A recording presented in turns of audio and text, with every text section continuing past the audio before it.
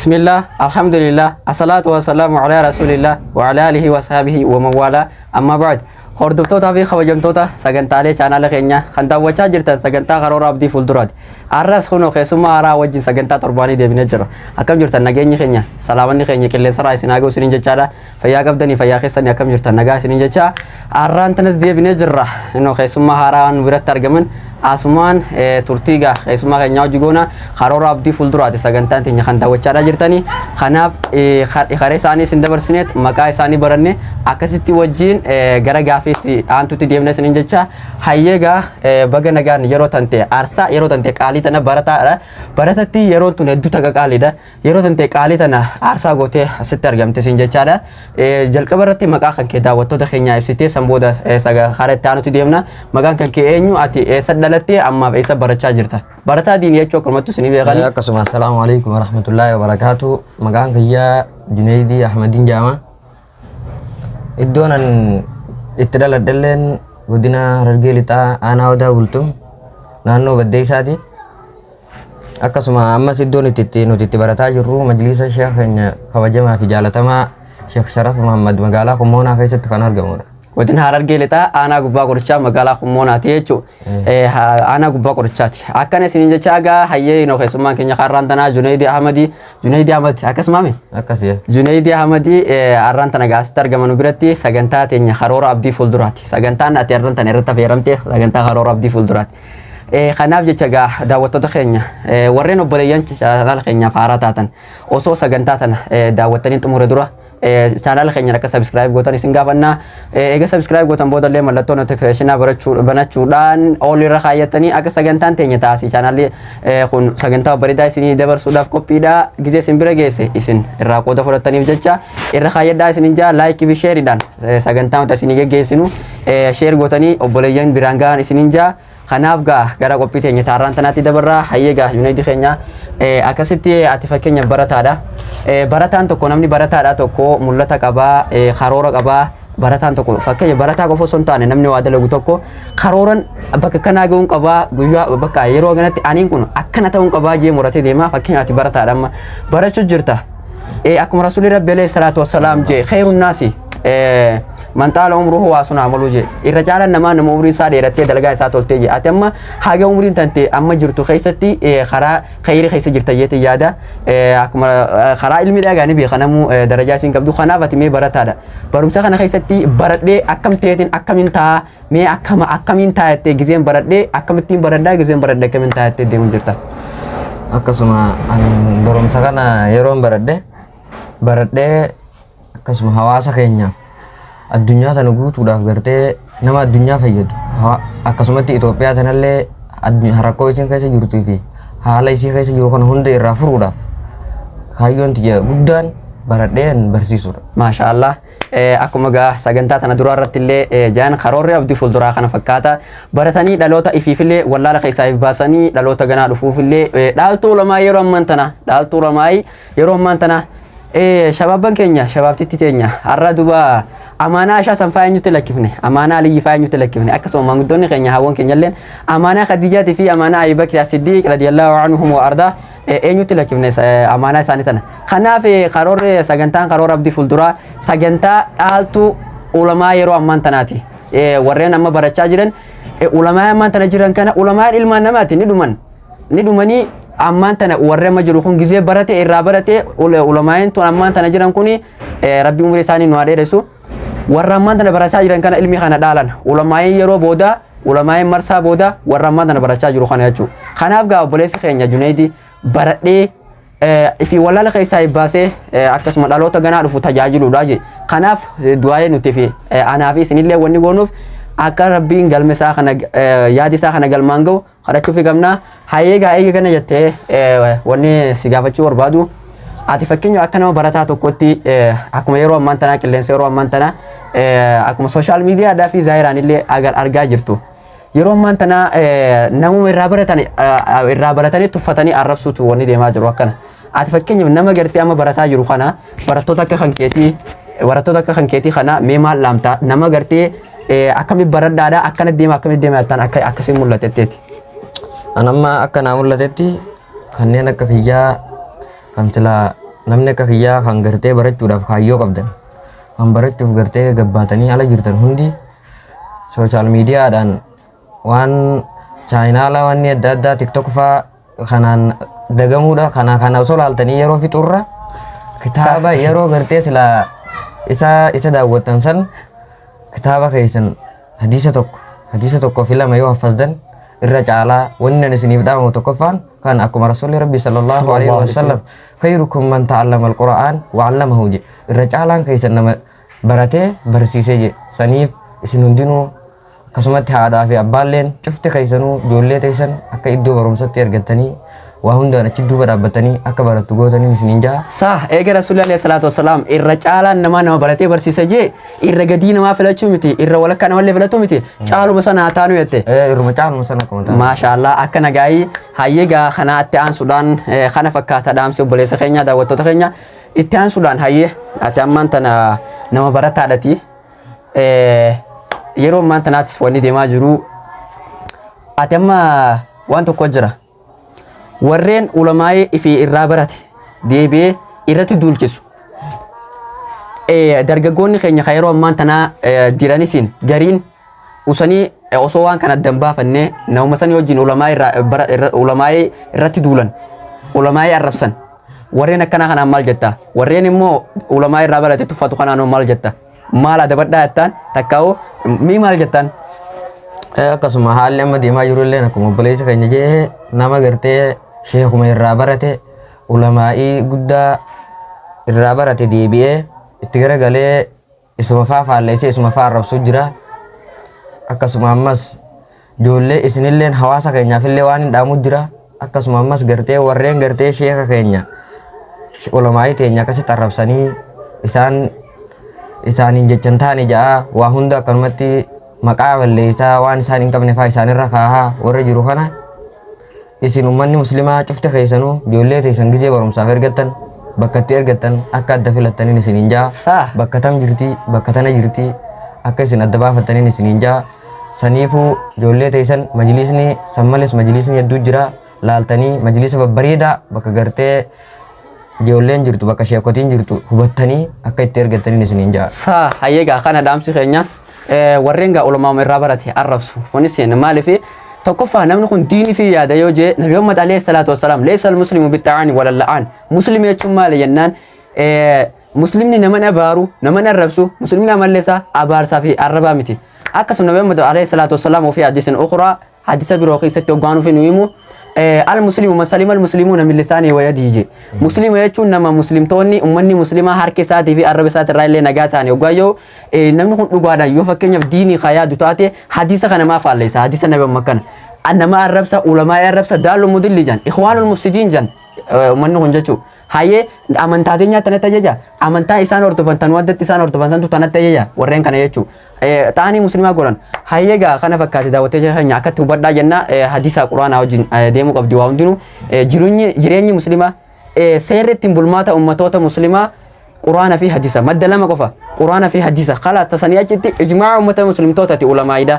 akkasi kanaan achi wanni biraa baasa fi kun maali jenna waan sirriitti miti waan guyyaa keessaa man amila amalan laysa alayhi amruna fahuwa raddun rasuuli rabbi alayhi salaatu wassalaam namni waan takka qadiin keenya keessa hin jirre dalagee irratti dhiyeeffamaadha yaa waan san kana fakkaata gaa hayyee ati fakkeenyaaf amma wanni yeroo ammaa deemaa jiru kana fakkaata waan tokko jira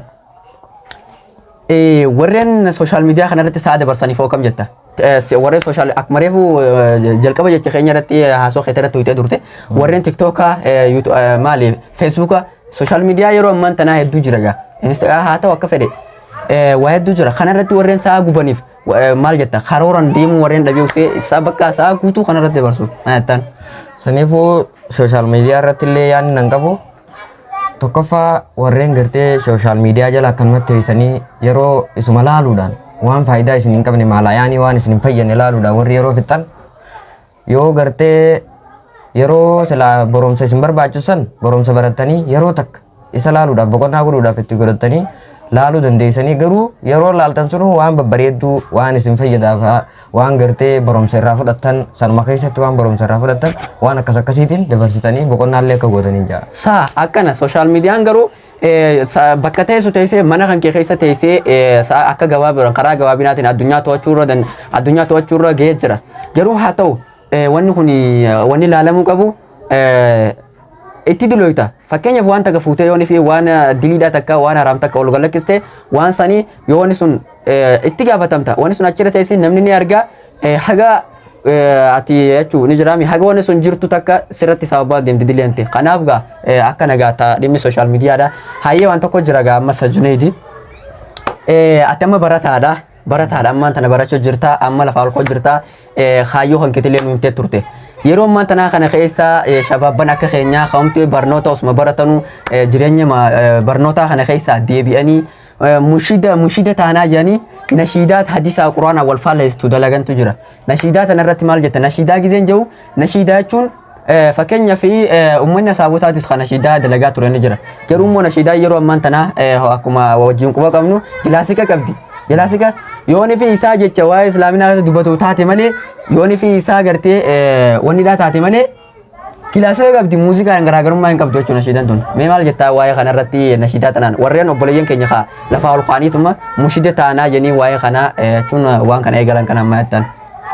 Saniifuu warri gartee nashiidaa tanarrattillee nashiidaan akkaataa qabdii waa hunda gartee akkaataa gartee silaasiin itti dhaggeeffatu taatiifu itti dhaggeeffatuun taanee jira.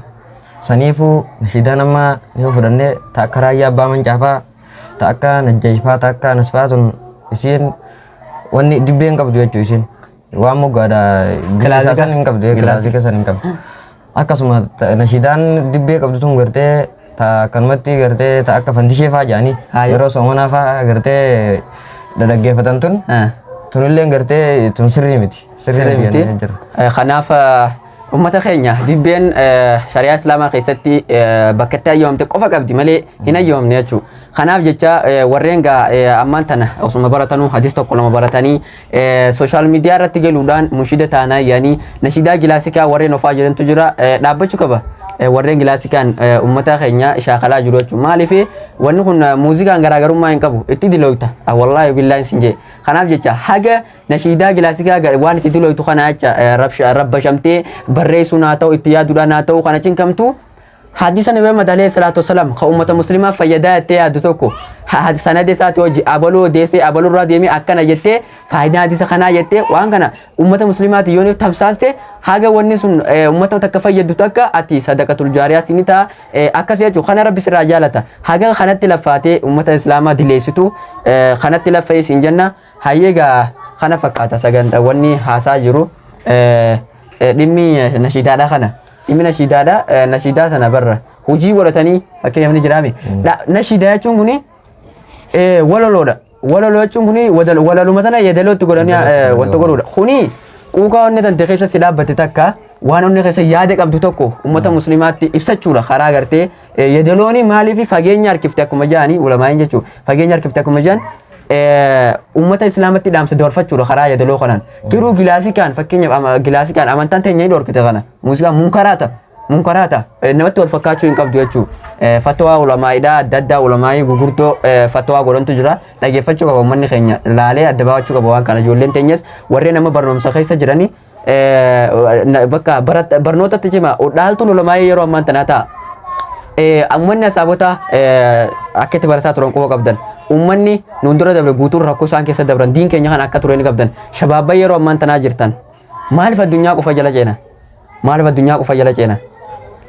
Asirratti waan tokkoon ibsuu barbaada.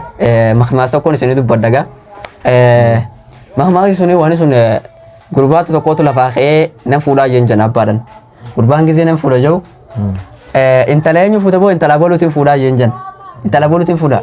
Hai intala tana jaaladhee nan fuudhaa jennaan tam intalti tummee fedhiin agarsiis jennaan gurbaan dhaqee intala gizee abbaa agarsiisu intalti nama bareedina nama bareedina hai tana boo naa fuudhaati deem janiiti dhiis tana naa fuudha tana nama kiyyaa naa fuudhaati jeet abbaa fi mucaa irra wal qaban intala san irratti intala san irra wal qabanii garte san booda karaa waajjira poolisii tokko xollaa isaanii jira waajjira poolisii xollaa isaanii tokko jira achi wal geessan dhaqeeta himate akka abbaan kiyya kana na godhe intaanarraa fudhatee jee himate kana ni yaamanii wal khasara kana barakatti naa fuudha jeeni innisin hin fuutu naatu laallatee abbaayee wallolle mee miyyoo sayyaama jee poolisichi gizee miyyoo yaaman poolisichi ogguma dura miyyoo argu ay waan biraa keessa lixe ogguma dura miyyoo argu ay tanaboo nama akka xiyyaa nama biyya nageenya biyyaa eegu kanaatu fuudhu qaba malee tana namni akka keessanii waan fuudhuun qabutti deemaa jeet deemaa jeembo ay ati fuudhu siimiti wal qabe jira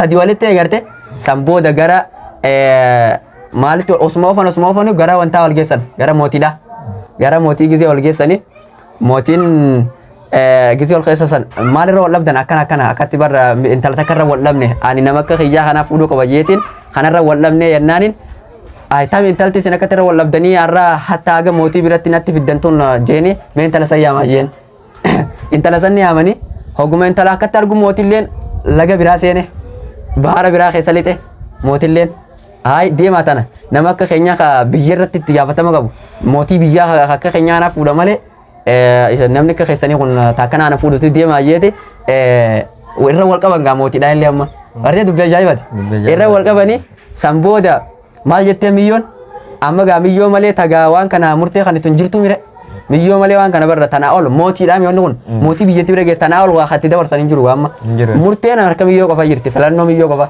miyyoo gaafannaan akkam jettee miyyoon dura ciiteeti isin duraan fiigaa kana dhaqqabeetu xiyyaa kana dhaqqabeen na fuudhaa jetteen duratti gattee ise jalatti gatta'ani jala xiixanii jala fiiganii namuu waala lubbuudha beeke lubbuudhan jeer namuu naatu fuudha yaaboo naatu dura naa fuudha jalatti gattee isa qaao jarattiin sadii hundinuu jechuudha awoo dura ceete laga buutee laga kaanii goda kaaniin qaarte osuma gada gamaa baate sin osuma caane jarri waan akka hunquuftuu boollaa takka garte boolla sanitti kufanii boolla sanitti yeroo kufan jechuu boolla san keessatti isaanii achitti hafan isaan hundinuu achitti caccaban boolla san seenanii kana gadoo kuttee isiin ol deebitee laalte hay bu'aasinnee laaftanii as keessa caccabtanii jetteen laal jetteen ani duniyaadha jetteen sigalee duniyaadha osuma na jala horiitanuu akkatti dhumtanii na qabuu hin dandeessanii ani duniyaadha jetteen dubbii tanarraa waa hedduutu isin gala jeete yaada daawwattoota keenya kanaaf gaa duniyaa qofa osoo hin taane yeroo ammaan tana amaanaa warreen dabree dhaaluudhaaf tattaafachuu qabna sin jaa hayeegaa sagantaan teenya kaarraan tanaa kana fakkaataa yaanni boleessi keenya qabu yoo jiraate kanarratti dhaamsamee qabdu daawwattoota keenyaaf waan si quuqe qaamee yoo kas dhagahamu yoo jiraatu taate daawwattoota keenyaaf. Saniifu akkuma boleessa keenya jee waa'ee mahimaa isa kana keessallee yeroo galla laaltan waa hedduu irraa fayyadamtanii saniifu anilleen dhaamsa irraa faganuman qabaa saniif warreen gartee chaayinaala keenya kanaaf haarawaa taatan subscribe like share godhuudhaan jajjabeessaa saniifu ganaa sagantaa itti aanu sagantaa babbareedduudhaan hanga walitti deebinutti nagaa nuuf turaan isiniin jaa. Saa kana fakkaata gaa hordoftoota fi kabajamtoota keenya kan daawwachaa turtan qophii karoora sagantaa karoora abdii fuulduraati. Hanga torbaan dhufuu keessummaa biraati walitti deebinutti keessummaa haaraan fuula haaraan nagaa walitti dachaanutti warreen chaanala keenyaaf haaraa taatan subscribe godhuudhaan nu jajjabeessaa hamilee share godhuudhaan miidiyaa adda addaa irratti viidiyoolee teenya tanallee maxxansuudhaan nu jajjabeessaadha ergaa kana uummata musliimaa biraan gaa isiniin jechaadha. Hanga torbaan dhufuu keessummaa biraati walitti deebinutti fuula haaraa walitti deebinutti fi amaanillaa nagaan turaa isiniin jenna. Assalamu alaikum warahmatullahi ta'ala wabarakatuh.